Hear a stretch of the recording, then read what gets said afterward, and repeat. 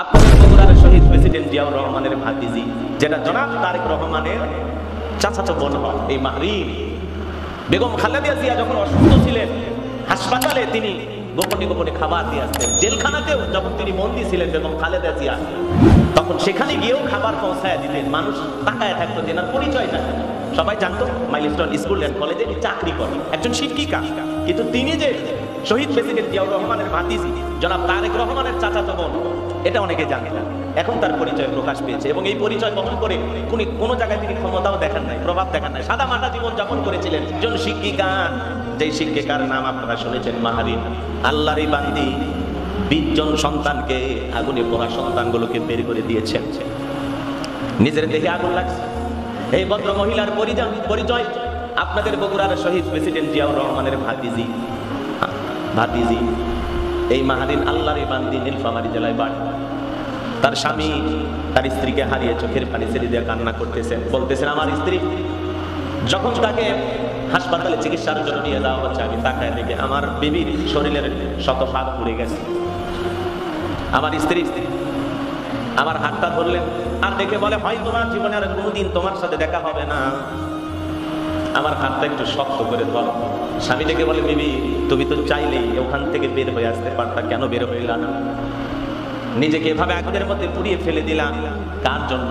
বলে, শোনো, আমার স্কুলের সন্তানেরা আগুনে পুড়ে যাবে আর আমি সেখান থেকে নিজেকে বাঁচানোর জন্য বেরিয়ে আসবো। আমিও তো মা, ওগুলো তো আমারই সন্তান, আমি কেমনে তারা আগুনে পড়তেছে আমি কেমনে সহ্য করি?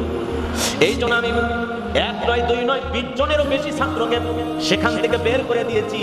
আগুন এসে আমাকে পুড়িয়ে দিয়েছে, নিজের শরীরের কাপড় পুড়ে গেছে, একেবারে বিভস্ত হয়ে গেছে আগুনে পুড়তে পুড়তে। তারপরেও সন্তানদেরকে বের করে দেওয়ার জন্য আমি সর্বোচ্চ চেষ্টা করেছি।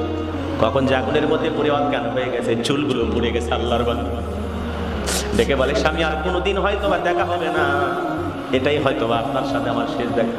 স্বামী হাহুতাশ করতেছে, পাগল মারা হয়ে গেছে। এমন একজন বিবি ছিল যেই শিক্ষিকা 20 জনেরও বেশি ছাত্রকে বাঁচাই থেকে নিজের প্রাণটা দিয়ে দিলেন। এমন শিক্ষিকা আমাদের সমাজে দরকার আছে না নাই? যেটা জনাব তারেক রহমানের চাচাতো বোন হয়, এই মাহরিন বেগম খালেদা জিয়া যখন অসুস্থ ছিলেন হাসপাতালে তিনি গোপনে গোপনে খাবার দিয়ে আসতেন। জেলখানাতেও যখন তিনি বন্দী ছিলেন বেগম খালেদা জিয়া, তখন সেখানে গিয়েও খাবার পৌঁছায় দিতেন। মানুষ তাকায় থাকতো, যেনার পরিচয়টা সবাই জানতো। মাইলস্টোন স্কুল অ্যান্ড কলেজে চাকরি করেন, একজন শিক্ষিকা। কিন্তু তিনি যে শহীদ প্রেসিডেন্ট জিয়াউর রহমানের ভাতিজি জনাব তারেক রহমানের চাচাতো বোন, এটা অনেকে জানে না। এখন তার পরিচয় প্রকাশ পেয়েছে এবং এই পরিচয় বহন করে কোনো জায়গায় তিনি ক্ষমতাও দেখান নাই, প্রভাব দেখান নাই, সাদা মাটা জীবন যাপন করেছিলেন এই শিক্ষিকা মাহরিন। আল্লাহরে বান্দির জন্য দোয়া করি, আল্লাহ আগুনে দগ্ধ হয়ে তোমার এই বান্দি মৃত্যুবরণ করেছে, আল্লাহ তাকে শহীদ হিসেবে কবুল করো, সময়ের মতো কবুল করো। জোরে বলে না আমি, আর একটু জোরে বলে না আমি, একটু মন থেকে দোয়া করো। এই আগুনে পুড়ে কিন্তু পরিবারের স্বপ্ন শেষ হয়ে গেছে। এখনো হাসপাতালের বেডে অনেক সন্তান আগুনের জ্বালা যন্ত্রণা নিয়ে হাসপাতালের বেডে ছটফট করতেছেন, আহাজারি করতেছেন। তাদের পরিবারে এখনো কষ্ট, এখনো পরিবার, এমনও পরিবার আছে এই কয়েকদিন ধরে সন্তান হারিয়ে, পরিবার হারিয়ে চোখের পানি ছেড়ে দিয়ে তারা কান্নাকাটি করতেছেন। আল্লাহ এই বিমান দুর্ঘটনায় যারা নিহত হয়েছেন, আল্লাহ যেন তাদেরকে শহীদ হিসেবে কবুল করেন। একটু ধরে বলেন আমি। যারা আহত হয়ে হাসপাতালের বেডে শুয়ে এখনো যন্ত্রণায় কামড়াইতেছেন, আগুনের জ্বালা যন্ত্রণা নিয়ে কষ্ট পাইতেছেন, আল্লাহ তাদের শেফায়ে কামিলা আজেলা দান করুন। আল্লাহ তাআলা অতি দ্রুত সুস্থ হয়ে তাদের পিতামাতার কোলে ফিরে যাওয়ার তৌফিক দান করুন। জোরে বলুন আমি। তো সম্মানিত হাজিরিন, এই বিমান দুর্ঘটনায় আপনাকে আমাকে শিক্ষা দেয়। অনেকে বলতেছেন যে যেখানে বিমান প্রশিক্ষণ হয় তার পাশে কেন স্কুল গড়ানো হলো? এই বিমান দুর্ঘটনার কারণ কি, আসল রহস্য কি? অনেক আলোচনা সমালোচনা হবে। একটা ঘটনা ঘটলে এরকমই হয়। আমাদের বগুড়ায় আছে না, এখানেও তো 2বার বিমান দুর্ঘটনা ঘটছে। একবার আগুন খেতে পড়ছে আর একবার বাঁধছাড়ার উপরে পড়ছে। কিন্তু এই 2বারের ঘটনায় কোনো হতাহতের ঘটনা ঘটেনি। এটা একটা আতঙ্ক। যেখানে এই প্রশিক্ষণ কেন্দ্রগুলো আছে সেখানে আমাদের যে চিন্তা ভাবনার জায়গা থেকে আমরা বলতেছি, যেটা আসলে নদী এলাকা বা জঙ্গল এলাকা, পাহাড় পর্বত এলাকায় নিয়ে গেলে ভালো হয়, যেখানে লোকজন থাকে না, লোকজনের চলাচল খুব কম। সেই জায়গাগুলোতে যদি এই ট্রেনিং বিমান প্রশিক্ষণ কেন্দ্রগুলো হয় তাহলে আলহামদুলিল্লাহ হয়তো বা এই ধরনের হতাহতের বড় ঘটনা ঘটবে না। আর এই ঘটনাগুলো ঘটলে সেখান থেকে আমাদের শিক্ষা নিয়ে পরবর্তীভাবে সাজাইতে হবে যে না, এইভাবে চলতে হবে। তো আল্লাহ তাআলার ফয়সালা যেটা হয়েছে সেটা তো আর ফেরানো যাবে না। কিন্তু যারা দায়িত্ব নিয়ে আসেন তাদেরকে অবশ্যই এই বিষয়গুলো নিয়ে সচেতন হতে হবে। কারণ একটা পরিবার থেকে একটা ছেলে মেয়ে মারা গেলে সেই পরিবারের যে কি কষ্ট, এটা আপনাদেরকে বুঝতে হবে। তারা সন্তান হারিয়ে আসতে পাগল হয়ে গেছে। যারা সন্তান হারিয়েছেন তারাই কষ্টটা অনুভব করতে পারতেছেন, আপনি আমি বলার মাধ্যমে বুঝবো না। যারা সন্তান হারিয়েছেন তাদেরকে সান্ত্বনা দেওয়ার ভাষা আমাদের জানা নেই।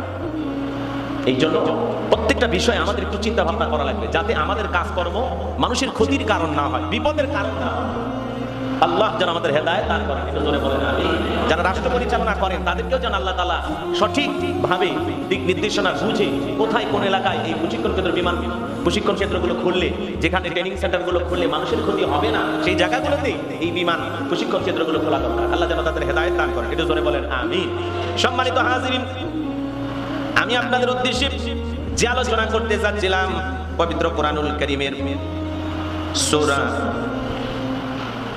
লাইল থেকে শেষ দুইটা আয়াতে কারিমা আপনাদের উদ্দেশ্যে আমি তেলাওয়াত করেছি। আল্লাহ রাব্বুল আলামিন এই আয়াতের ভিতরে কি বলতেছেন গভীর মনোযোগ দিয়ে শুনবেন। আমার আলোচনার সাবজেক্ট আর যে আলোচনার বিষয় হলো, আপনি যে মুমিন, এই মুমিন হিসাবে আপনার লক্ষ্য উদ্দেশ্য কি? বলেন আপনার উদ্দেশ্য কি? আলোচ্য বিষয় হলো মুমিন হিসাবে, একজন আল্লাহর প্রিয় গোলাম হিসাবে আপনার আমার উদ্দেশ্য হলো আল্লাহ তাআলার নৈকট্য লাভের আশা, একমাত্র আল্লাহ তাআলাকে রাজি খুশি করা। এই জন্য মুমিনের লক্ষ্য উদ্দেশ্য হবে, মুমিন জীবনের সবকিছু হবে আল্লাহর সন্তুষ্টি অর্জনের আশায়।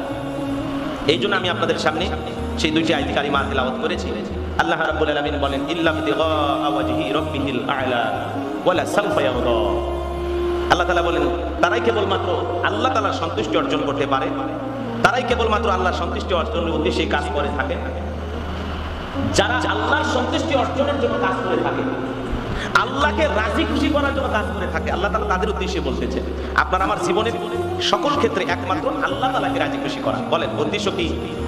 আল্লাহকে খুশি করা। কেবলমাত্র আমাদের মহান পালনকর্তা আল্লাহ তাআলাকে রাজি খুশি করা, তার সন্তুষ্টি অর্জনের জন্য আমাদের এই কাজ ইখলাসের সহিত করতে হবে।